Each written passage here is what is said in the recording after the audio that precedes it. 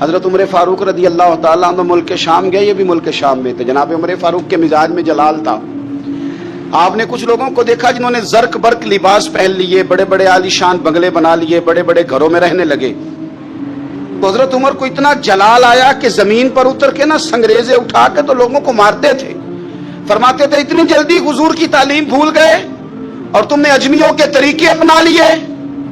اتنی تکلیف کے ساتھ حضرت عمر گفتگو کرتے، لیکن حضرت ابو عبیدہ سے ملتے تو فرماتے یار تھوڑی روٹی بھی کھایا کر، کبھی تو بھی کپڑے بدل لیا کر۔ اتنا فقر، اتنی سادگی۔ اولین لوگوں میں سے جن کے لیے لوگ مسلمانوں کا امیر المومنین بنانے کی باتیں کر رہے ہیں، حضرت عمر ملنے گئے تو کسی چٹائی کے ٹکڑے کی تہ 2-3 لگا کے گھوڑے پہ اس کو رکھ لیا جاتا تھا سواری کرنے کے لیے تاکہ پسینہ نہ آئے، اسی کو اتار کے نا تو سرانہ بنا کے بیٹھے لیٹے ہوئے زمین پہ۔ حضرت عمر ملنے گئے تو حضرت عمر فاروق رضی اللہ تعالیٰ عنہ کو بھی اپنے ساتھ زمین پہ بٹھا لیا۔ تو حضرت عمر فرمانے لگے میں نے تو روٹی کھانی ہے تجھ سے، دوست ہے میرا، کھانا کھلا۔ تو کہنے لگے کھلاتے ہیں نا، کھلانا کیوں نہیں۔ یہ بھی لوگ تھے، اسی دھرتی پہ رہتے تھے۔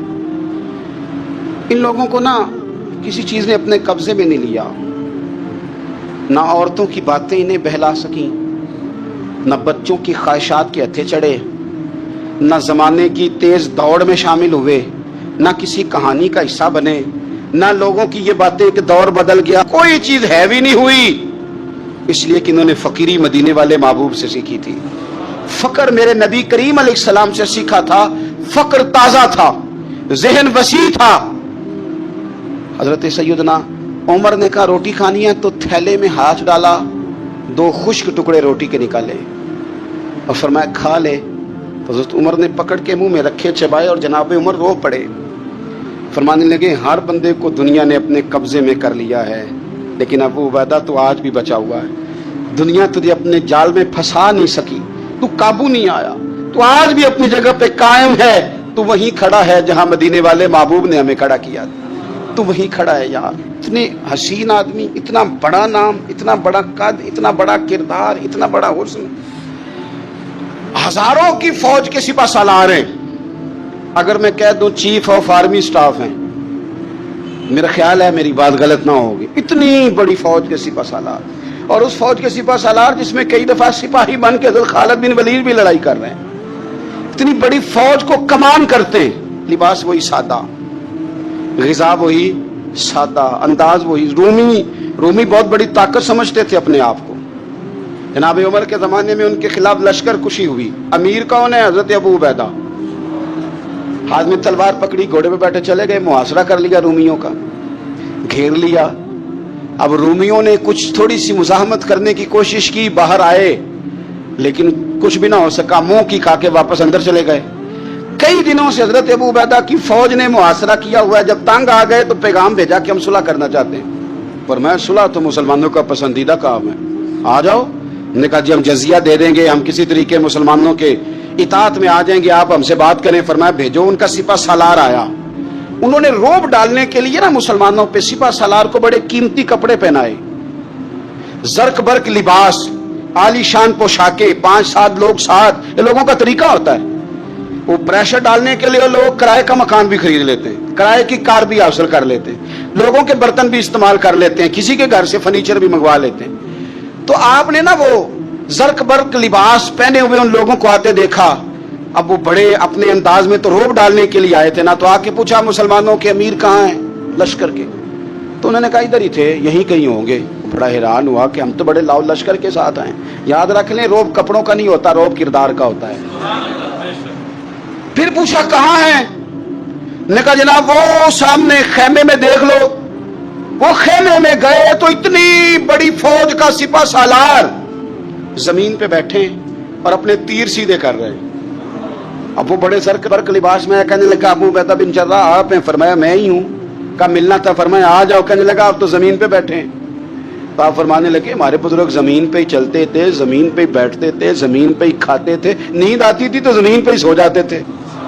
وہ حیرانگی سے کہنے لگا آپ اتنے بڑے سپہ سالار ہو کے اس طرح رہتے ہیں؟ فرمانے لگے میری ضروریات ساری پوری ہوتی ہیں، پھر بھی کبھی کوئی مشکل بن جائے تو میں تھوڑا سا قرضہ لے لیتا ہوں حضرت معاذ بن جبل سے، ان کو مشکل آ جائے تو مجھ سے لے لیتے ہیں، तो बिल्कुल सही गुजारा हो रहा है कि इस तरह क्यों बैठे हैं, ये क्या बात है? हमारे यहाँ लोगों का रोना धोना नहीं, रोज मकान कोई नहीं तो रो पड़े, बच्चे की शादी करानी है तो रो पड़े, ओहो जी क्या बताएं गरीबी बढ़िया तो रो पड़े। जमीन पे बैठे हैं, जमीन पे बैठ के खुश्क टुकड़े खा रहे हैं, पर कह रहे हैं बड़े मुतमईन है। यार क्या हुआ? कोई ऐसा मसला नहीं। अगर कभी मुश्किल आ जाए तो मेरे दोस्त है हज़रत मुआज़ बिन जबल, थोड़ा कर्जा ले लेता हूं, उनको जरूरत पड़े तो मुझसे ले लेते हैं। रूमी सुलह भी कर गए, बात भी कर गए, पर जहां जहां गए ना हजरत अबू उबैदा बिन जर्राह का फक्र भी बयान करते गए। वो फक्र भी साबिकून अल अव्वलून में से चमकते हुए सितारे हजरत अबू उबैदा बिन जर्राह रदी अल्लाह ताला। हजरत अबू उबैदा बिन जर्राह रदी अल्लाह ताला उन कुरून उला के लोगों में से जिन्होंने बिल्कुल इब्तदा में हुजूर के दस्ते अक़दस पर कलमा पढ़ लिया था, बिल्कुल शुरू में दारे अरकम के दिनों में, शायद उससे भी कबल।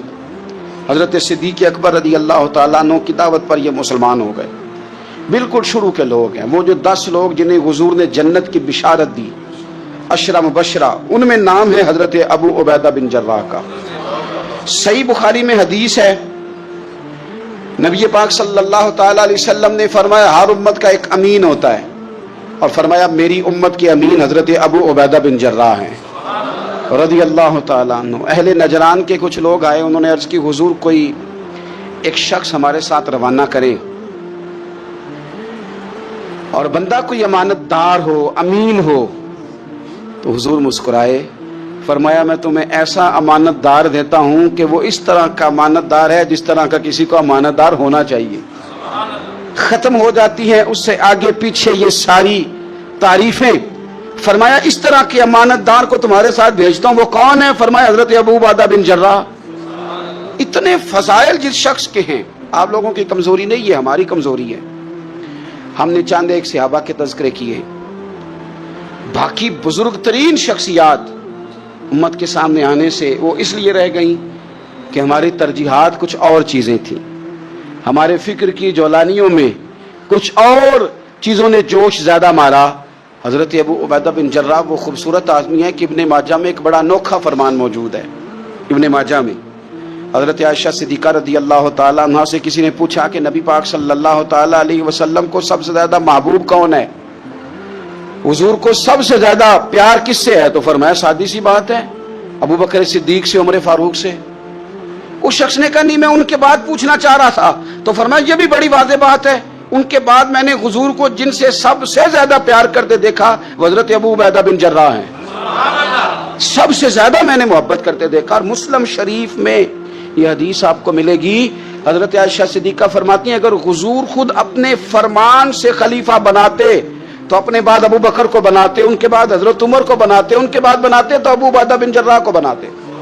इतना बड़ा आदमी हजरत अबू उबैदा बिन जर्राह रदी अल्लाह ताला, इतनी बड़ी शख्सियत। और पता है आपको इन पर सहाबा का एतमाद किस तरह का है? जब हुजूर अलैहिस्सलाम के विसाले ज़ाहिरी के बाद सहाबा बैठे ना, मीटिंग हो रही थी खलीफा बनाने के लिए, उम्मत का इजमा हो रहा था हजरत सिद्दीक़ अकबर पर, तो एक दूसरे से ना पूछा जा रहा था कि आपकी नजर में अगर बैत की जाए तो किसकी की जाए, आपकी नजर में बैत की जाए तो किसकी की जाए, आपकी नजर में अगर अमीर मुकर्रर किया जाए तो किसे किया जाए, आपकी नजर में खलीफा किसको होना चाहिए? तो उम्मत का इजमा जनाब सिद्दीक़ अकबर की तरफ था। हज़रत सिद्दीक़ अकबर से पूछा गया आप बताइए अगर आप बैत करेंगे तो किसकी करेंगे? हज़रत सिद्दीक़ अकबर ने कहा 2 लोगों की, अगर हज़रत उमर को आगे लगाओगे तो फिर भी मैं बैत कर लूंगा, और अगर अबू उबैदा बिन जर्राह को आगे लगाओगे तो मैं फिर भी बैत कर लूंगा। मैं इन दोनों की बैत करने को तैयार हूं। यार इतना बड़ा आदमी, कितनी को किताबें लिखी जानी चाहिए थी, कितने को दिन मनाने जाने चाहिए थे, कितने को उनके नाम हमें खुतबे करने चाहिए थे, कितने को तज़कार इन हस्तियों के होने चाहिए। हजरत उमर फारूक रदी अल्लाह ताला अन्हु का विसाल हो रहा है, क्योंकि जनाब अबू उबैदा बिन जर्राह रदी अल्लाह ताला अन्हु पहले विसाल फरमा गए थे, तो जनाब उमर फारूक रदी अल्लाह ताला अन्हु का विसाल हो रहा है। किसी ने कहा किसी को खलीफा नामजद कर दें, फरमाया 6 लोगों की मैंने कमेटी बना ली है, किसी को बना लेना। हाँ, अगर आज अबू उबैदा बिन जर्राह होते तो फिर मैं कमेटी ना बनाता, फिर मैं उनको अमीर बनाता। और अगर रब मुझसे पूछता कि उमर किसको अमीर बना के आए हो, तो मैं कहता ऐ अल्लाह जिसे तेरे नबी करीम ने अमीन फरमाया था।